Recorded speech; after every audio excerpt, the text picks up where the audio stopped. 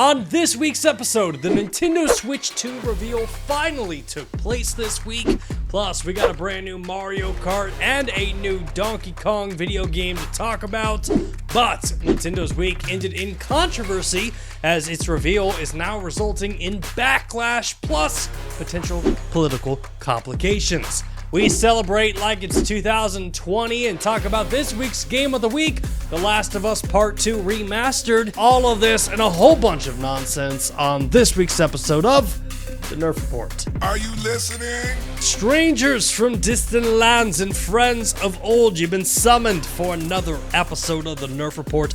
Episode 21 of Season 3. Ladies and gentlemen, we are here. We are back in the studio. Thank you so much for joining us, and a special shout out to those of you that are listening on Apple and Spotify podcast, putting us in your earbuds as you go along your gaming journey. I am honored that you are taking the time to spend with me this week. Fun week here on the channel. This was a kind of a monumental week as far as the channel goes. We had our first ever Nerf Gaming News live that took place this week. We booted up the studio. We had the lights going. We had the cameras going. We had a live stream. The computer was all going. It was beautiful. It was literally the show you are watching right now in live stream form. And it's always been like a dream of mine to be able to do the Nerf Report live. And who knows? Maybe soon we'll be able to say like, hey, these weekly shows, yes, we're posting them, but they'll be available live or we'll stream them live. The big Nintendo Switch 2 reveal was this week. We're obviously going to be diving all into that and kind of my thoughts on all of that. But like, yeah, having the live stream really got me a little, it gave me the bug. It gave me the bug. We were on TikTok. We were on YouTube. We were streaming the event.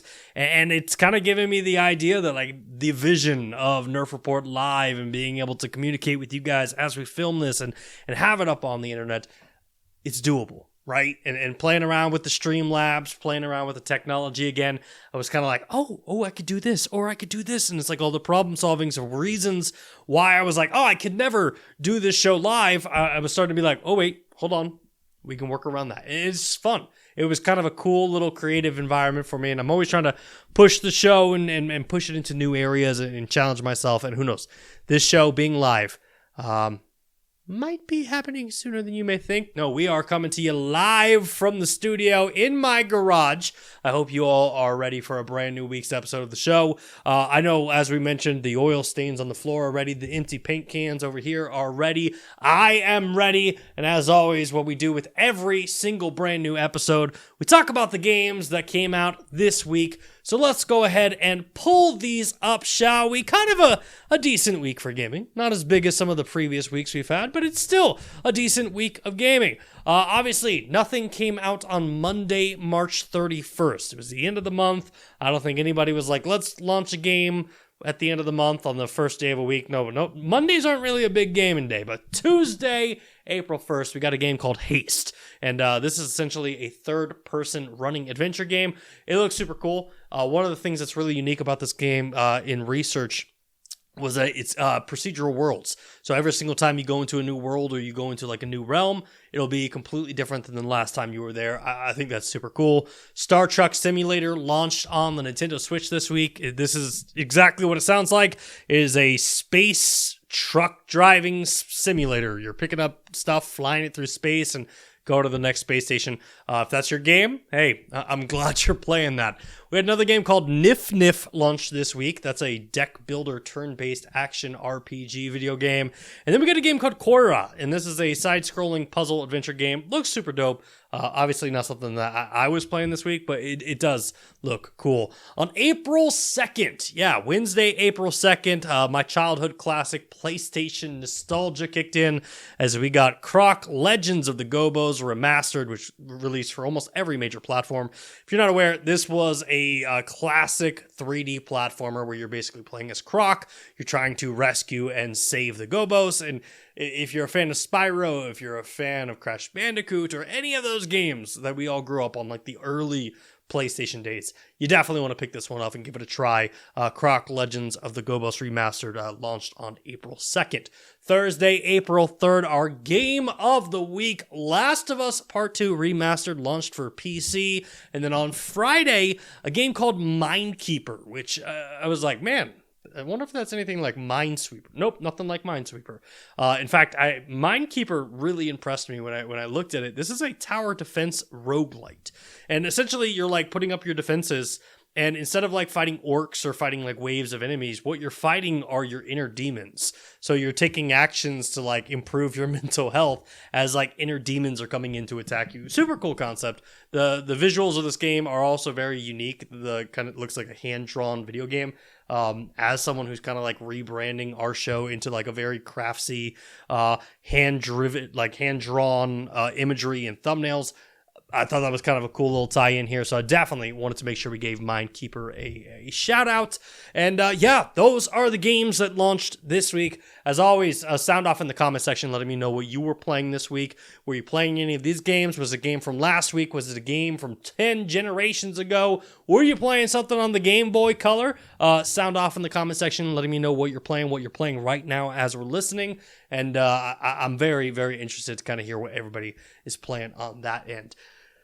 As I mentioned, fun week for the show. It was kind of a big week as far as the live stream go, but it was also kind of my least favorite week of the entire year. It was kind of a split one for me because I was excited about all the cool changes we were doing on our end, but also it was the week of April Fools. It's a holiday I absolutely hate. I'm not saying that I'm gullible, and I'm not saying that I'm someone that falls for tricks easily, but every year I always get disappointed, specifically around like the video game industry, because like I always forget it's April 1st. I'm always getting on social media like super late in the day. I'm groggy or I'm tied up or I'm just using it to like escape. And so my mind's not even correlating the fact that it's like April Fool's Day. And this year there were some really good April Fool's pranks. Only one of them got me, but there were some good ones. I definitely feel like they deserved some praise. If you're a fan of Helldivers, maybe you saw this. The developers were actually messing around with players in-game right here, and they were putting in bigger guns. So as you were playing through the games, like your blasters and your machine guns, they were just ginormous as you were walking around the map. This is a fun little like update, because I'm sure people signing in the game, they're like, oh, the game's broken, the game's bugged. Nope. Developers are just playing April Fools with you guys. I thought this was a really clever little trick here. D-Brand. These guys consistently come out with great social media content, but I felt like their April Fool's prank was kind of really solid. Everyone who's a gamer has probably heard the term of like, go touch grass. You're playing too much video games, go outside, go feel Mother Nature, ground yourself. And D-Brand created like a touch grass product line, where essentially these are like grass AstroTurf skins for your phones, your Steam Deck, your Xbox. And like, I know this is a joke, and I know they're not like real about this, but like some of these are dope, right? That cell phone skin, I would actually buy that. So D-Brand, if you're watching, not only hit us up for a sponsorship, but like, hey, let me know when I can buy that grass phone skin, because that is actually really cool. The other one that was funny was the Elgato Stream Deck desk. And I always get this mixed up because I'm like, Steam Deck, Stream Deck. No, Elgato is the manufacturer of Stream Deck, which if you're not aware, is a really cool thing that for more technologically advanced shows than ours, it's basically like a little thing you push a button, the scene changes, whereas like I'm using like F7, F6, and I've got hotkeys here on my keyboard. They basically came out and they're like, hey, have you ever been bummed that there's only 9 buttons on a Stream Deck? What if you had 1,000 buttons? And it was like the entire desk was just buttons you could push to make changes. Obviously, not believable, but still a very funny option there. And then the one that I admitted, this one got me. This one definitely disappointed me when I found out it was fake. Colobro, I think that's how you pronounce their name, or Colobri, over on Twitter. They basically posted this photo that said Brutal Legends Remastered launching in fall of 2026, coming to Xbox Game Pass and PlayStation and all these other platforms.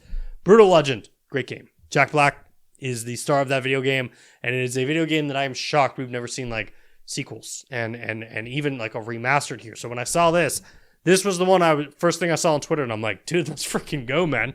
Like, I would love to play this game again in like its full glory, kind of updated with technology. But of course, this was posted on April Fool's Day, and if you go through the comment section, clearly they're just trolling everybody. Sound off in the comment section, letting me know how your April Fool's went. Did you prank anyone? Did you fall for a prank? What was it? as always, I'm very interested to hear your guys' thoughts on that one. Now, before we dive into this week's Game of the Week, The Last of Us Part 2 Remastered, we need to take an opportunity to say thank you to those of you that make this show possible. Big shout out to the Nerf Gaming News Plus members who give their hard-earned money to make this show possible, of which you can become one too.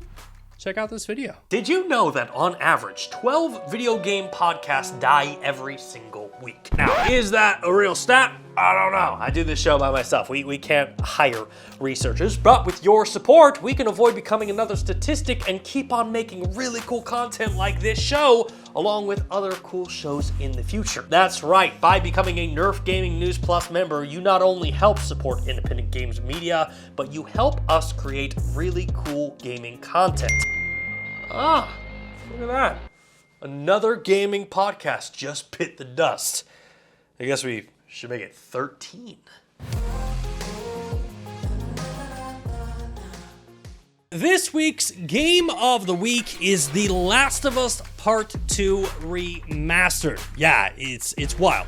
It is 2025, and somehow we are still talking about a game that came out 5 years ago.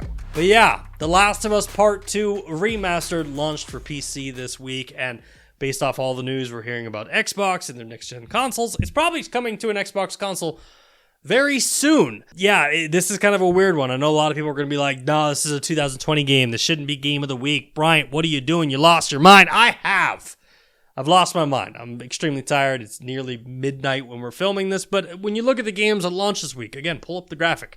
When you look at these games, it's hard to argue that The Last of Us Part 2 is not the game of the week. I was thinking maybe like we talked South of Midnight, but then I was looking at everything else launching next week, and I'm like, well, if we talk about South of Midnight this week, then we got nothing to talk about next week. So for those of you that are like, oh, you should have talked about South of Midnight, well, check out next week's show. We are talking about South of Midnight. And look, I also probably need to start this by saying I am extremely biased when it comes to the Last of Us series because I adore this game so much. I mean, I know there is a bunch of controversy surrounding The Last of Us Part 2 and a specific moment in the video game, but look, maybe it's because I'm 35 and I'm becoming an older gamer and I've just seen a lot of things, but I love when stories take risks, and I love when someone comes up to a tee and they just take the club and they swing as hard as they swing, and they're just aiming for the hole, and then they get a hole in one.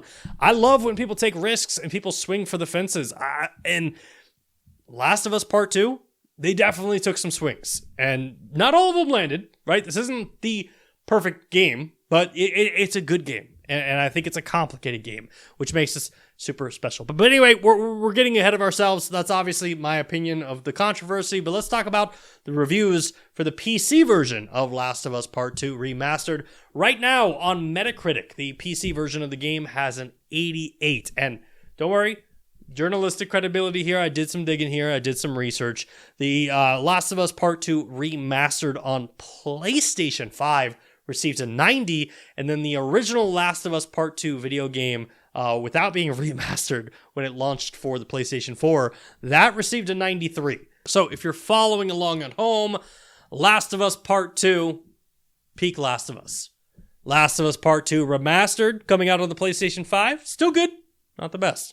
Last of Us Part 2 Remastered, launching for the PC, hey, it's still okay, but not as good as the original Last of Us Part 2. I don't know what's going on here. It's literally the same game, just with new modes and improved graphics. And it blows my mind that somehow on a console that's like a generation old, it got a higher score than it did on the current PC market. It's just wild to me. But anyway, let's dive into the actual reviews here. Game Rant gave the game a 9.6 out of 10.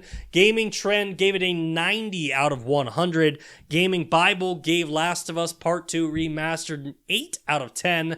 PSX Brazil gave the game a 90 out of 10. PC Games, not to be confused with PC Gamer, PC Games gave it a 100 out of 100, and Gaming Bolt gave the game a 9 out of 10. Now again, The Last of Us Part 2 originally released back in 2020, but in case you've never heard of the game and this is your first time here, Last of Us Part 2 takes place immediately following the events of Last of Us Part 1, hence the title.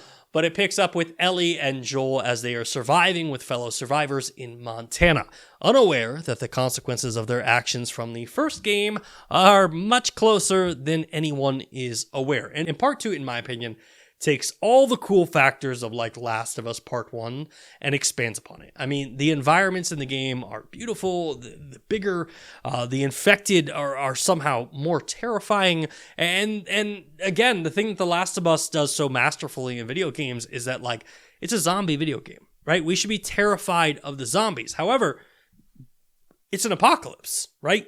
And they somehow make human beings way more terrifying than the zombies in the video game. And look, I know there are plenty of gamers out there that are like, I played Last of Us Part 2 when it came out.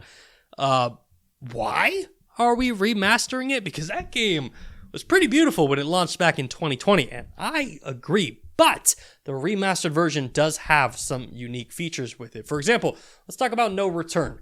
No Return is basically a brand new roguelike mode where you're basically surviving and you have to face these multiple different encounters. Ultimately, like, once you pass these encounters, you get this like boss encounter at the end of it, and when you complete it, you get this score, and then you rank yourself and you get points that you can use to like unlock new skins and camos. And each one of these challenges is different, right? So like, you got like an assault challenge where you're fighting off waves of enemies as they approach you.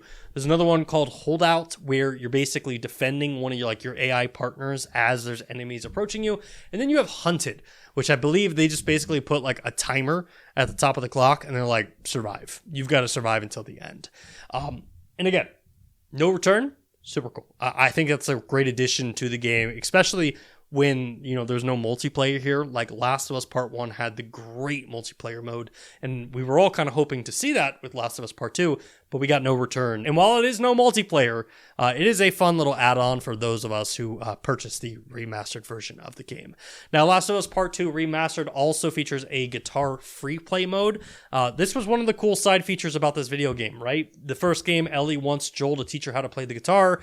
During the time between the two games, Joel has taught Ellie how to use the guitar, and as she's going through the game, she finds like broken guitars or like sheet music and basically plays songs throughout the game. And now with this free play mode, you can basically sit there and strum whatever chords you want and play whatever music you want. And look, I'm not putting ideas out there, but if anybody would like to do this and hook it up to like the video game song from Tenacious D and just have Ellie be like, I don't play video games no more, I never play video games, I'd love it. I'd love to see it. So please make that happen. But for PC players picking up The Last of Us Part 2 Remastered, you will also benefit from quality of life improvements to textures and shadows in-game, along with other things like support for ultra-wide monitors, mouse and keyboard support, and of course, 3D audio. I'm just kidding. We don't have that here on the show. That was just a fake joke.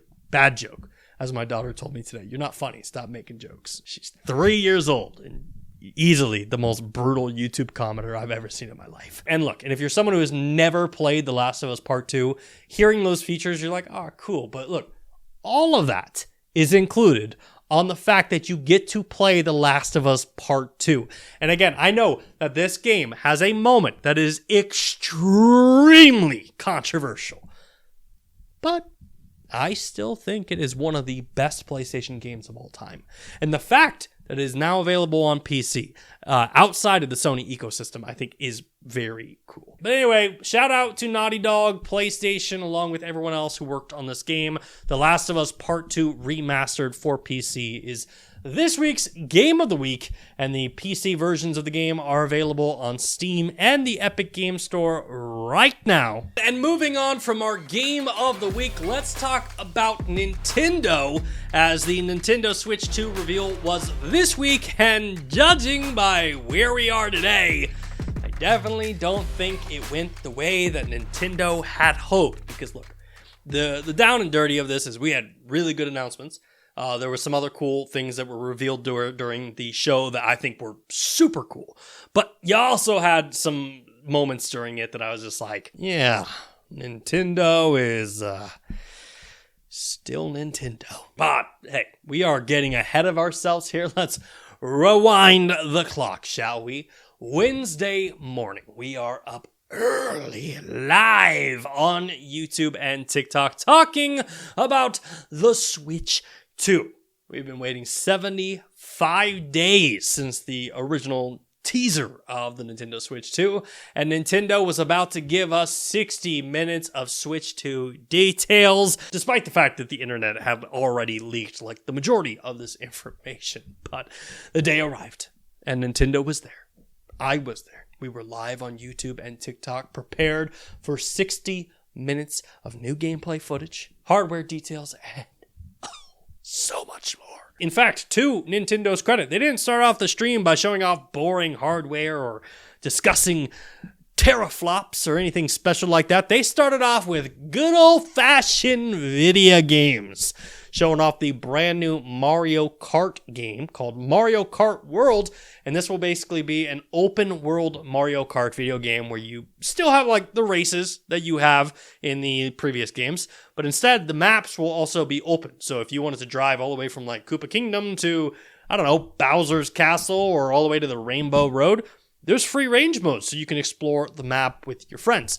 There's also a brand new mode coming to Mario Kart called Knockout Mode, where you're in these continuous races, and if you fall behind in the placement, and like they're like, hey, anybody after 11 is being eliminated. If you're 12, you're out of the map. It's basically like a Mario Kart battle royale, if you will. And as awesome as that new Mario Kart sounds, the Nintendo rain clouds from above opened up and just poured down, raining on all of us, because they announced that this game will be $80 for a digital copy of Mario Kart World, and if you want a physical copy, it will be $90. And look, I'll be the first to say it.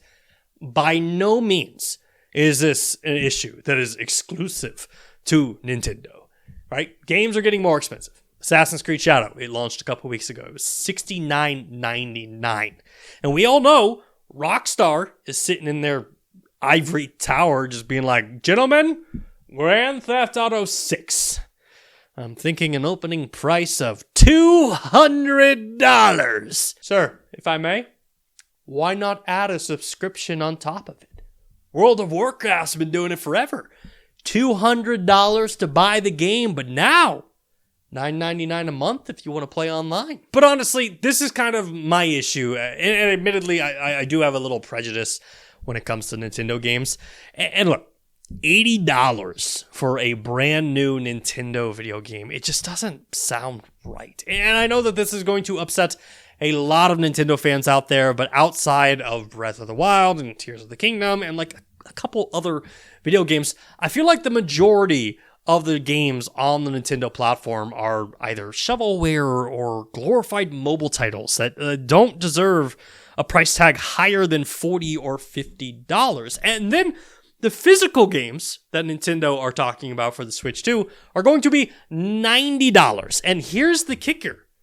The cartridge inside of those boxes, the actual game isn't on it, right? You put the cartridge into your console and then it needs to connect to the internet and then download the game from the Nintendo eShop, which means if there is no game on that cartridge, the only reason that Nintendo is releasing a physical version at all is to not piss off the physical media crowd. And look, if you don't know who I'm talking about, I guarantee you have met them at some point in your life. Look at the comment section of any gaming video. They usually say something like, "Behold my physical video game collection, my temple to physical media." Dare I say, the best form of media. What, you want to play digital video games? You're going to rent and own nothing, am I right? Look at it. It's all organized from A to Z by generations of Nintendo. Isn't it so impressive? And look, not to defend a billion-dollar organization like Nintendo, but I have heard people support the increase of the price, saying that, look, Nintendo games aren't like other games, right? They don't have microtransactions. They're solid games. They rarely fail. They're quality, right? So we should support that. But honestly, it's hard not to look at that and just be like, it's a nostalgia grab, right? You give me Mario Kart. I love Mario Kart. Got a new console. I'll buy that console because of Mario Kart. And Sorry, sir, it's going to be $80. Don't know if I love it that much. And then part of me feels like I'm in an abusive relationship because I'm trying to justify Nintendo's action. And I'm like, well, maybe I won't play the Nintendo games at launch when they're $80 and I'll just wait till they go on sale. But then the reality is Nintendo games never go on sale, right? Breath of the Wild launched back in 2017. Go on Amazon. That game is still literally the same price as it was when it launched back in 2017, which means there is no chance that these $80 to $90 games are going to go on sale at any time in the future for Nintendo. But then, my friends, there was a light at the end of the tunnel because Nintendo showed off a brand new Donkey Kong video game called Bananza, which is this brand new open world 3D Donkey Kong adventure game that absolutely looks incredible. And I mention this because I feel like this is the game that when I think Nintendo next gen console, this is what the game should look like. Like, not only are you getting these massively open worlds that are completely destructible. Like, one of the cool things about this game is that Donkey Kong can dig, he can smash, he can charge through any of the in-game environments, but the game literally looks like what a modern Donkey Kong video game should look like. There's no part of this that I'm like, this probably could have launched on the last console. This literally looks like a next-gen Nintendo game, and I mention that because while watching this entire Direct, this was the first time that was like, shoot, I'm going to pay $80 to play this video game. And what I mean by that is, Nintendo, if you are going to charge more for your games, make the games feel worth it. Mario Kart World, cool. It's an open world Mario Kart game, but it's a hard sell for me at $80, especially when you also have to have Nintendo Switch Online, a subscription service, on top of that to be able to play the game with your friends.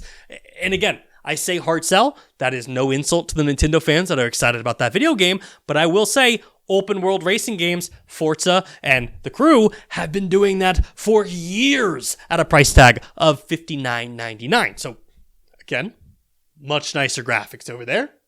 Mario and his friends over here, $80. Tell me when I'm telling lies. Now, I did the math. I think it's like over 30 games were announced during this Direct, and there were some pretty cool ones, right? Hogwarts Legacy, Hitman, we got a teaser for the new James Bond game, Elden Ring is coming, there's a brand new game from the Bloodborne team, from Software, that's going to be exclusive to the platform. Really cool stuff. But then I think the thing we have to talk about here is, yes, these games are coming, but what is the actual hardware going to look like? The Nintendo Switch 2 will feature a 7.9-inch LCD screen that is capable of 1080p. It supports 120 frames per second and 4K HDR when the console is in docked mode. As far as storage goes, the Switch 2 will have 256 gigabytes of internal storage, new and improved Joy-Cons. In fact, the Joy-Cons can now be used as like a mouse. You can put them on the side and be able to click things, play golf, and maybe do spreadsheets. The handheld will also have 2 USB-C ports, a custom NVIDIA processor, and a brand new C button that supports in-game chat, which maybe was like the most hilarious part of this entire Direct, because months leading up to this event, the C button has been the biggest point of conversation when it comes to the Nintendo Switch. What is this new button that's showing up in the patents? Have you seen the C button? What do you think the C button does? Maybe it allows us to merge our screens and game together on a larger format. Turns out it was none of that. And the new Nintendo Switch 2 C button, straight out of an episode of Sesame Street. C is for chat. A feature that was lacking from the OG Switch so badly that it made Nintendo dedicate an entire button to chatting with your friends. And everyone being like, oh god, it's a chat button, how disappointing. Shut up. Let me remind you, Nintendo literally required you to install an app on your phone in order to use Bluetooth headsets with the OG Switch. Yes, it is 2025. Yes, Discord is all the rage among gamers, but let's remember, we're talking Nintendo here, so round of applause for Nintendo not doing something stupid, am I right? And for those of you that joined me during the live stream, probably the biggest thing that knocked me out of left field here was like, the whole Direct went, and then we had zero pricing. It wasn't until the stream ended and we got on social media that everybody was out there throwing out prices, and it was confirmed that the Nintendo Switch 2 will be selling for $449 Maybe not. Might be a different price. And look, I just want to preface this by saying I am excited. I look forward to the Switch 2. But as excited as I am, there's also some things I'm not crazy about. In case you missed it, the Nintendo Switch 2 will allow you to expand the internal storage by using micro SD express cards, not micro SD, which if you're not aware, is roughly like 3 times the price of micro SD. And look, that's not as bad as the Vita memory outrage was, but it's definitely something that I look at this console and I'm like, come on, Nintendo. During the Direct, Nintendo also revealed that the Switch 2 instruction manual will be hidden behind a paywall. Yeah, this was probably the most outrageous part of the event. They showed off the brand new Switch 2 Welcome Tour video game, and this is like a tech demo style game where you go through the inside of a console, and like it's showing you best practices and how to use the console, and like best ways to use this feature, and here's a fun fact about us designing this. And then Nintendo revealed that like this concept to literally teach you how to use the console better will be behind a paywall and you have to buy this game. Like maybe it's because PlayStation did such a good job with Astrobots to teach you how to use the console and that the MetaQuest headsets include their games to show you how to like use your environments and use the handsets. But this legit feels like Nintendo sat in a room and the executives were like, stay with me here. We gamify the instruction manual and then charge them to play it. The other big point of conversation that Nintendo completely glossed over, and it was covered by other people, was that the Switch 2 battery life will be about 2 to 6 hours. Now, that's a big deal because the OG Switch is like 4 to 9, and then the Switch Lite is about 4 to 7 hours. Plus, the Switch 2 will take 3 hours to charge when it is in rest mode. So I hear that, and I'm like, man, this thing is never leaving the dock. And if it does, and I'm traveling, I'm just going to be like next to an outlet. Like when I'm on a plane, it's going to be constantly plugged in. When at the hotel, constantly plugged in or in dock mode. 2 to 6 hours is very, very minimal here. And again, I know there are people out there who are very excited about this news, and I'm happy for you. It's just the more and more I hear about the Nintendo Switch 2 and the longer we went through this reveal, I was just kind of like, this reminds me of the Xbox One, right? That console had digital game sharing, just like the Nintendo Switch 2 will. The online connection was required to install digital and physical media on the Xbox One, and a camera came with it that allowed you to like interact with friends and also play with games on the consoles. Nintendo does need to be careful here because they are heading into a market where they are no longer the only handheld on the market, right? When the Switch came out, they were the first ones who really kind of capitalize on console quality games on a handheld. But now we've got like Valve, we've got Asus, we've got PlayStation, we've got Logitech, and so many other handhelds that Nintendo can't just go in here blindly and be like, we're going to run the world and we're going to dictate what we're going to charge here because we're the only handheld out, brother. It's just like, all you got is exclusive games right now. The hardware is practically similar to anything else on the market. All you got is Donkey Kong and Mario Kart now. And I don't know. Like, I'm very optimistic about the future of the Switch 2, but when you take those issues and you tie them up to like a $450 handheld and then $80 to $90 video games, it just becomes really hard to look at it and be like, I definitely want to get this. And look, good thing is, I think this is the first time in a long time that I'm not alone here. The majority of the other gamers kind of felt the same way. In fact, in case you missed it, following the Switch 2 Direct, Nintendo fans were quick to express their frustration and disappointment. Like, say what you will about gamers, but the nice thing is they will always let you know where they stand. And unfortunately, I am sure Nintendo wanted to close out the Switch 2 reveal week way better and on a higher note. And where we are currently is probably the furthest thing from what happened. Following the Switch 2 Direct, Nintendo held these Nintendo Treehouse streams showcasing gameplay. And these live streams and social media posts were filled with demands from fans saying, drop the price. And this isn't like one or two people in the comment section being like, dude, these are too expensive. Here's a clip of it. It is literally the entire comment section just saying, drop the price, drop the price, drop the price. Now, this is the section of the show where I say, children, let's take out your parents' aluminum foil and roll it up into a nice hat because we're talking conspiracy theories. Looking at this comment section real quick, there's a very good chance these aren't real people. right? It is very easy in 2025 to hire bots to artificially promote or to artificially attack anything, right? You can hire bots to go into a stream and make it look like your view numbers are up.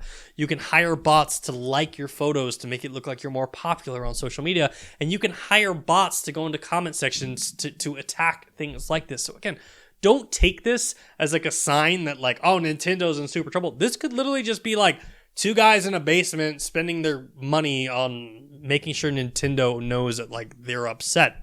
Now I say aluminum foil because again, it's definitely possible, but it's also very probable that there are just a bunch of pissed off gamers on the internet who are just spending their days typing, drop the price, drop the price, drop the price. And then as if the entire week could not get any worse for Nintendo, the United States government announced a bunch of brand new tariffs, which resulted in Nintendo canceling pre-orders until further notice so they could figure out the correct pricing that reflects tariffs. And look, I am just a dude who talks about video games in his oil-stained garage.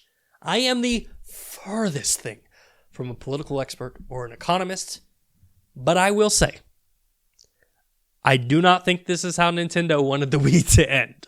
I definitely do not think that this is how they saw the week ending. I think they were all going to be high-fiving, partying at Nintendo headquarters. Everybody would be riding around on Yoshis and just eating mushrooms. But instead, we are now at a point where Nintendo has said, hey, JK about those pre-orders. We're going to have to delay those indefinitely. And to the fan base who's been asking us to drop the price, unfortunately, we are going to have to increase the price. And, yeah. Hopefully you buy the Switch too. I mean, the irony that Nintendo has announced a console and video games that are so damn expensive that I'm questioning whether or not I can continue to afford to be a gamer is just wild. Like, we're getting to a point that Nintendo's going to announce the new Switch 2 price post-tariffs, and I'm just going to be like, oh, sorry, Nintendo. I think I left my wallet in another castle. But yeah, anyway, that's just my opinion. And unfortunately, that's going to be where we're going to end the show this week. We have a lot to watch. We'll obviously be covering this as it continues to develop to kind of talk about Nintendo's new price and where the Switch is going and what they're doing with the tariffs. But that's it for this week. I kind of hope we had some Xbox news and PlayStation news to talk about, but no. I think everybody was just like, we'll let Nintendo deal with this and just kind of stepped aside. So anyway, thank you guys so much for hanging out with me this week. If you joined me during the live stream and you had fun, please let me know your thoughts in the comment section on how we can improve it. I would like to get to a place where we're doing these shows live on a consistent basis, but thank you guys again for your support. Big shout out to the Nerf Gaming News Plus members, and until next time, we'll see you in the next video.